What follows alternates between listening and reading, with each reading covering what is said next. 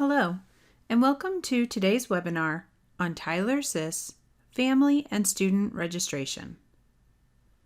The time frame of this webinar is approximately 20 minutes. Please refer to your SIS District Coordinator for any questions you may have. SIS District Coordinators, please email any questions to sisk12help@tylertech.com using the subject Tyler SIS Family and Student Registration Webinar Questions. Tyler SIS training support documents can be found through the question mark icon throughout the program or in our online help at www.tylertech.com/client-support under the Support tab and heading of Documentation. It is important to remember that the QuickSheet library is updated often as SIS K-12 continues to grow. We recommend printing off necessary documentation only a day or two prior to your webinar or training session. Customer support can also be reached via the phone number and email listed. SIS K-12 is designed to allow you to create a single family with as many student records as necessary within that family. Each student can then be enrolled in the applicable site or sites separately. In SIS K-12, the family and student registration process begins with the family registration. A family is typically defined as the student's primary residence. Within each family can be as many non-resident parents as needed for each student within that family record. In certain situations, such as a student over the age of 18 or a child in a group home, the students will be listed as the parent. Your district will decide how to handle these special circumstances. Let's look at the example of step siblings Sally and Johnny. They live with Sally's mom, Jan, and Johnny's dad, Bill. Jan and Bill's address is the one the family record is derived from, since this is where Sally and Johnny live a majority of the time. In the non-resident parent section of the family record will be Sally's dad, Greg, and stepmom, Linda, as well as Johnny's mom, Pam, and stepdad, Todd. Each of these relationships is easily tracked within SIS K-12. A non-resident parent can be of any relationship type to the student. Any individual that is an integral part of the student's academic development and decision-making, such as caseworkers or grandparents, can be listed. This is often done not only for record keeping, but also because SIS K-12 has the ability to send duplicate letters, emails, and any other communications to non-resident parents with the selection of a checkbox. Once the family record has been created, the students can be added as part of that family. Each student is given the appropriate relationships to their respective parents and, as needed, non-resident parents. The final step in family and student registration is the student's site enrollment. The student's enrollment throughout the district sites and any applicable dual enrollments will be discussed in another lesson. Upon site enrollment, a student can be given a schedule and later attendance and grades. For today, we will be reviewing the process of family registration and student registration. We will begin with family registration. One of the advantages of a family record is that much of the information for a family, such as address and contact information, only needs entered once, regardless of how many students are in the family and which site they attend. We will navigate to the family registration screen through either View Maintain, Student, Family Registration and Search, or through the Student link, Family Data Screen. This is also where you will go when you want to view or edit an existing family's registered information. This opens the Family Registration Search screen. You may search by student or sibling, by parents, or by address. Simply click on one of the tabs, enter one or more pieces of information, and click the Find Existing Family button. Always search for a possible family record using multiple search types, such as student name and parent name, to avoid creating duplicate families within your district. For this example, I will search for Sally and Johnny's family record. I have already searched by both students, and now I want to try by address. I will enter in their street number of 365, their street name of Hickory, and the street type Lane.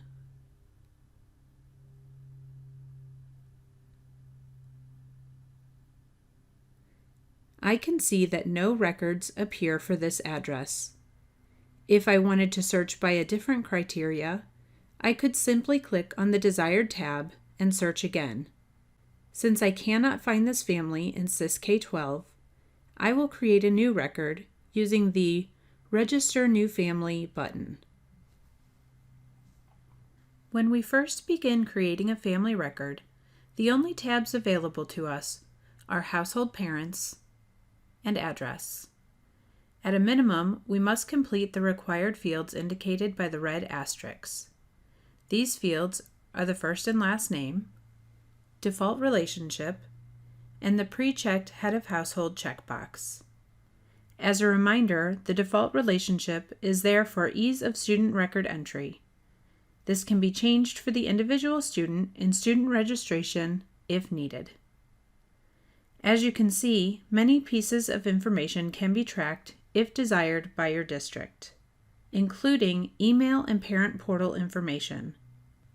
Please note the Send Mailings in Spanish checkbox near the top of the page.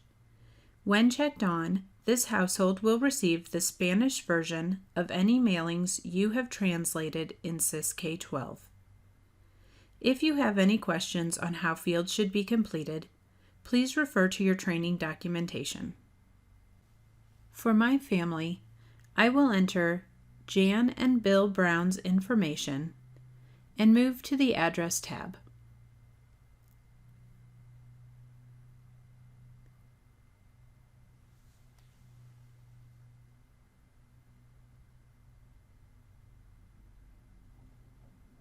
On the Address tab, you will list the district residency code, as well as the family's 911 or physical address.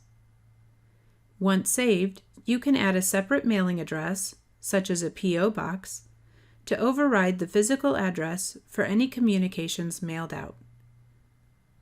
Once you have completed this part of the process, you can click Apply or Done to save your progress. Now that we have created our family record, new tabs will appear to allow us to create the student record. This brings us to the student registration process. In our family record, we can now see that we have the new tabs, Students, Non-Resident Parents, Work Information, Emergency Contact, Other Members, and Documents. We will start student registration by clicking on the Students tab. On the Students tab, we have the option to view enrollment records for only this year or for all years. We can add students, add the household parents as the student for a student over the age of 18 or a child in a group home, find and move students to this family for a student already associated with another family record in SIS K-12. As an example, a child who moves from one family home to the other as the primary residence. And add an alternate transportation address. I will click Add to begin the student registration for Sally.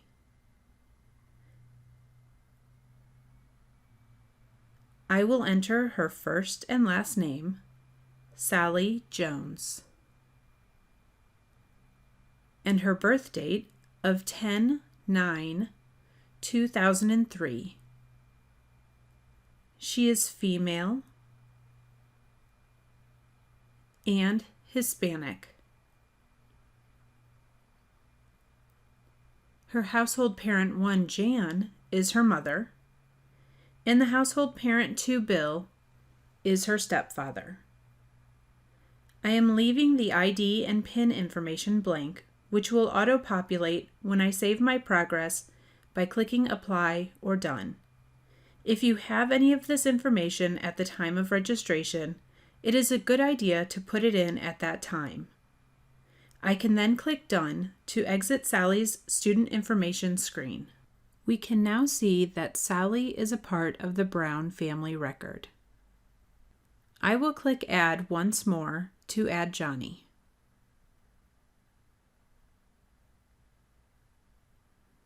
I will enter his first and last name, Johnny Brown, his birth date of 1/29/2002. He is male, non-Hispanic, and white. His household parent 1, Jan, is his stepmother, and the household parent 2, Bill, is his father. Again, I will click Done to complete his student record. Our Students tab now shows both Sally and Johnny, and now has links to view or edit their basic information, to navigate to their contact card, or to navigate to their enrollment record. We can also see these students in the screen header. It is showing that there are 2 students in this family and 0 active. This means the family record has 2 students added to it, but neither has been given an enrollment to any district sites. If ever I needed to delete a student record, I will use the trash can. It is rare that you would need to delete a student record. We will now move to the Non-Residence Parent tab. As previously mentioned, anyone can be listed as the non-resident parents, though it is designed to be used with students who have parents they do not live with a majority of the time. I will click Add to start with Sally's non-resident parents. You can see that the non-resident parent screen is very similar to the screen you used for the household parents. Please note the Request Mailing checkbox.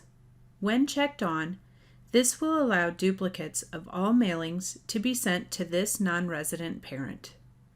In addition to the standard contact information fields, non-resident parents, like the household parents, can have information put in for their parent portal.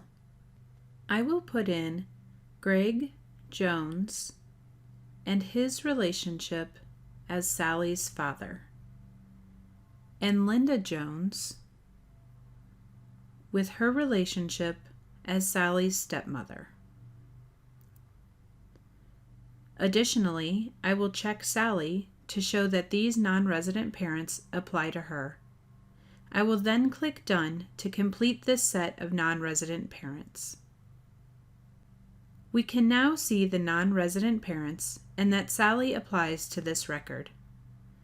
I can click Add to put in Johnny's non-resident parents record. I will put in Pam Little and her relationship of mother, and Todd Little with his relationship as stepfather. I will check Johnny to show that these non-resident parents apply to him, and then click Done to complete his record. And there we see both Johnny and Sally's non-resident parents' records. We will now look at the Work Information tab. The Work Information tab is not required. However, if you have information to enter, you can select the Add icon beside each parent. which will open a form that you can complete. On the Emergency Contact tab, we can select the Add button to include an emergency contact. You can see by the red asterisks that the first and last name, as well as the relationship, are required. Fill the relationship in as best it applies. You can have multiple emergency contacts for both students or separate contacts for each. It is important to note that the comment field will show on the emergency contact listing and the notes field will not. Remember to click Done or Apply to save your emergency contacts. For now, I will cancel out of this screen.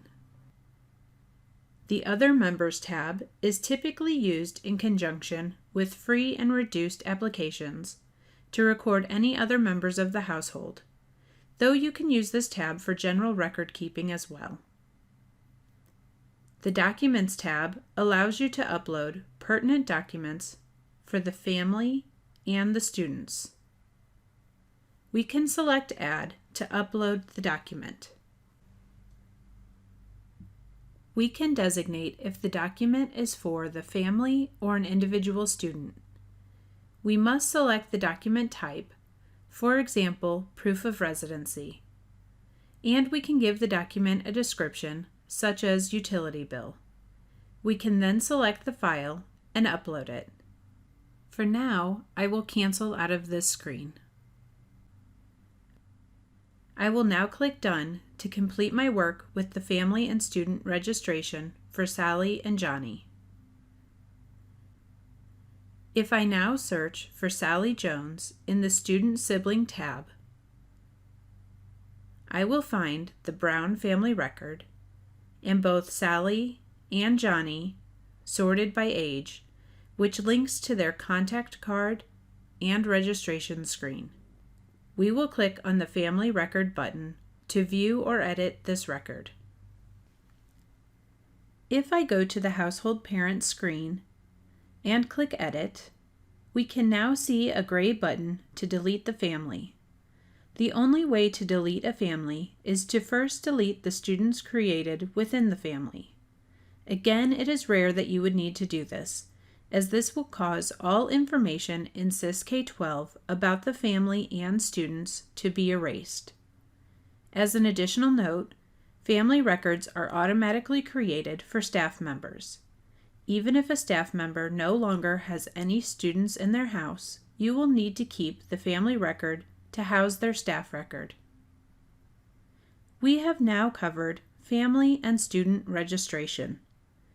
Please email any questions to sisk12help@tylertech.com using the subject Tyler SIS Family and Student Registration Webinar Questions. This will conclude our webinar. We thank you for your participation.